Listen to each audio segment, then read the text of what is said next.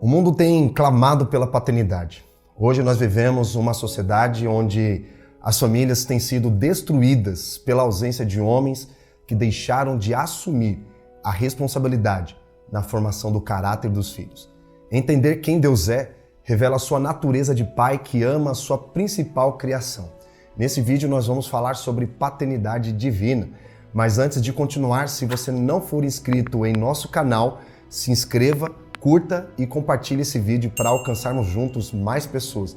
E também ative as notificações para você não perder nenhum conteúdo que a gente posta aqui. E bora lá! Fala aí, meus irmãos, eu sou o Robert Marques, seja bem-vindo ao nosso canal. Estamos diante de uma sociedade de pais vivos, mas ausentes. Muitos homens na história da humanidade desenvolveram seu péssimo caráter devido à forma como seus pais os criaram. O que a nossa geração precisa não são de coisas ou de uma nova fórmula para ensinar os filhos. Precisam de pais que estejam presentes na formação do caráter, deem destinos e impulsionem os seus filhos. Nós vemos que Jesus, ele veio ao mundo revelar o coração de Deus como pai nunca antes visto por ninguém. Quando eu comecei a estudar sobre esse assunto da paternidade divina, eu fiz a seguinte pergunta: por que Deus não se revelou no Antigo Testamento como um pai? E à medida que fui estudando, fui encontrando a resposta, que é porque somente Jesus carregou a revelação de Deus como um pai. Nenhum profeta antes tinha visto o pai como Jesus. O povo de Israel, de maneira alguma, poderia ter tido a revelação da paternidade se não fosse através do seu filho, Jesus. Jesus é o único caminho até o Pai para conhecer seu coração e também seus pensamentos. Vamos ler a resposta de Jesus para Tomé, que está registrada no livro de João, capítulo 14, versos 6 ao 7, sobre o único caminho para conhecer o coração do Pai. Jesus respondeu: Eu sou o caminho, a verdade e a vida. Ninguém vem ao Pai a não ser por mim. Se vocês realmente me conhecessem, conheceriam também o meu Pai. Já agora, vocês o conhecem e o têm visto. Agora, no versículo seguinte, nós temos registrado a fala de Filipe quando Jesus disse que ele era o caminho para o Pai. Diz o seguinte: Senhor, mostra-nos o Pai, e isso nos basta. Aqui, vemos claramente o clamor do mundo por conhecer o Pai. No versículo 9, Jesus demonstra estar inconformado por ainda eles não perceberem que para conhecer o coração de Deus como Pai é somente por intermédio dele. Jesus respondeu-lhe então dizendo: Há tanto tempo estou convosco e não me conheces, Filipe? Quem me vê, vê o Pai. Como dizes tu, mostra-nos o Pai? A gente vê o seguinte: você pode ir em todas as religiões que elas vão te apresentar um Deus, mas somente em Jesus você pode encontrar um Pai de amor. Essas passagens que acabamos de ler nos ensina que todos os profetas, como Moisés, Elias e Isaías, ensinaram muitas coisas sobre Deus, mas em relação ao Pai, Jesus foi quem carregava a maior de todas as revelações.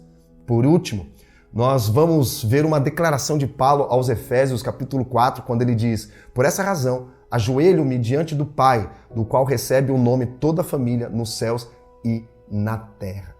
Diante disso, nós temos uma afirmação bíblica de que Deus é Pai e que Ele tem filhos, que a sua família está tanto nos céus como também sobre toda a terra. Você já deve ter escutado a seguinte expressão, né? Deus é Pai. De acordo com o texto, ela é verdade, mas não significa que automaticamente todos sejam filhos de Deus. Bom, a primeira coisa que precisamos destacar é que nós precisamos reconhecer que Deus é Pai de quem toda a família toma o nome. No entanto, a pergunta que se faz é: todos são filhos de Deus?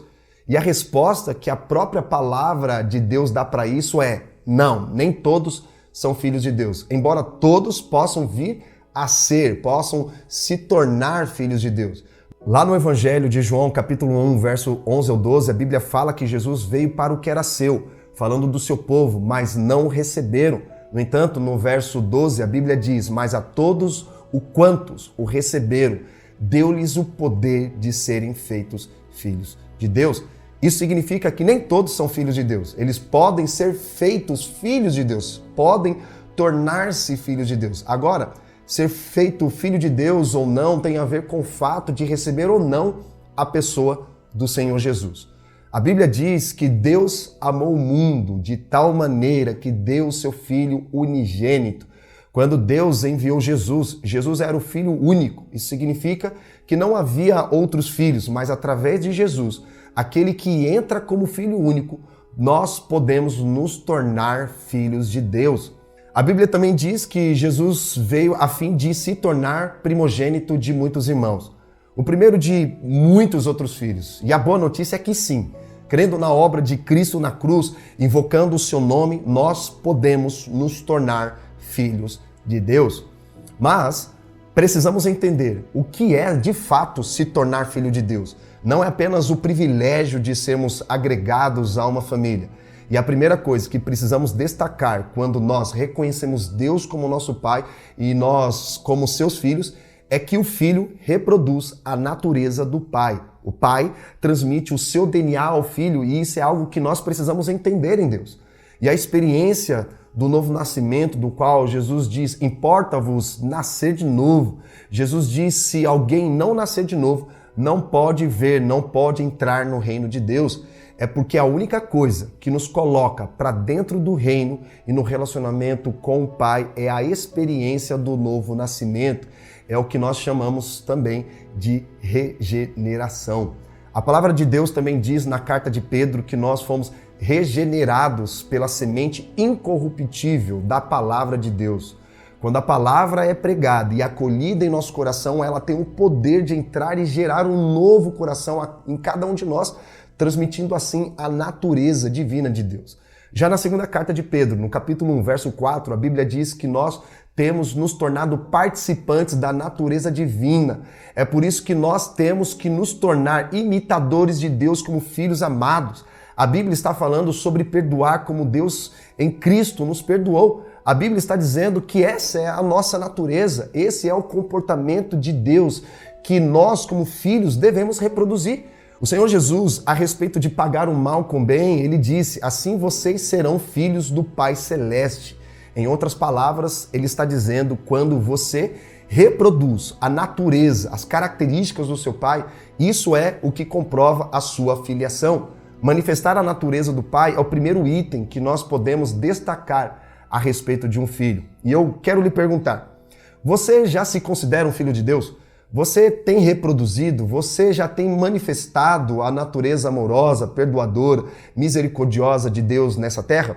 Você tem se separado para viver separado do pecado, para andar em santidade? Por isso, é a primeira verdade de um filho que faz o que vê o pai fazendo. A segunda coisa que podemos destacar, olhando pela perspectiva que Deus é pai, é que o filho, na verdade, ele tem uma herança. Há uma herança que todo pai transmite ao seu filho. O livro de Provérbios 3:22 diz que o homem de bem deixa uma herança para os filhos de seus filhos. E quando nós falamos de uma herança, nós precisamos entender em Deus que não estamos falando de uma herança meramente natural. Quando reconhecemos a nossa posição e o nosso lugar nele como herdeiros, nós precisamos entender isso na perspectiva também espiritual. A Bíblia diz que nós somos herdeiros de Deus e co-herdeiros com Cristo. Romanos 8:17. Essa expressão, co-herdeiro, significa herdeiro juntamente com. Isso significa que nós somos tão herdeiros quanto Jesus é. O mesmo Jesus que diz, tudo que é do Pai é meu, isso significa que nós temos não apenas a vida eterna, mas todo o reino do Pai à nossa disposição. E por fim, a palavra do Senhor nos mostra nos evangelhos que uma mulher sírio-fenícia, ela se aproxima de Jesus pedindo libertação para sua filha que estava horrivelmente endemoniada. Jesus então olha para aquela mulher e, se referindo ao fato de que os judeus tinham uma aliança com ele e os gentios ainda não tinham sido incluídos, ele diz para aquela mulher, olha, não é lícito tirar o pão dos filhos e dá-los aos cachorrinhos. Basicamente, Jesus estava dizendo, os judeus, por meio da aliança de Abraão, são os filhos. São aqueles que têm o direito de sentar à mesa e comer o pão. Você é alguém que tem convívio na casa, tem proximidade e até bem-vinda.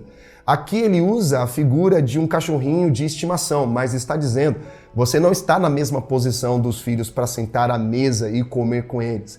Essa mulher vira para Jesus e diz, sim, meu Senhor, mas os cachorrinhos comem das migalhas que caem da mesa. O que ela está dizendo para Jesus é o seguinte: bom, eu posso ainda não estar na condição de filha, mas cá entre nós, os filhos não estão aproveitando o que de fato é deles. Eu não quero tomar o direito dos filhos, mas eu quero aproveitar parte daquilo que eles estão jogando fora. Jesus olha para essa mulher e diz: grande é a tua fé. E naquele mesmo instante, a filha dessa mulher recebe cura e libertação. Agora, se tem cura e libertação à minha e à sua disposição quando a gente já se aproveita das migalhas, a pergunta que eu faço é: o que está à nossa disposição quando a gente se assentar à mesa como filhos? Quando nós assumimos o nosso lugar e a nossa posição em Deus? Irmão, presta atenção nisso. E em terceiro lugar, nós precisamos entender o amor que esse pai nutre pelos seus filhos. Talvez a sua experiência com a paternidade, com a figura paterna, pode ter sido a melhor do mundo. E talvez possa não ter sido tão boa, talvez pode até ter sido pior.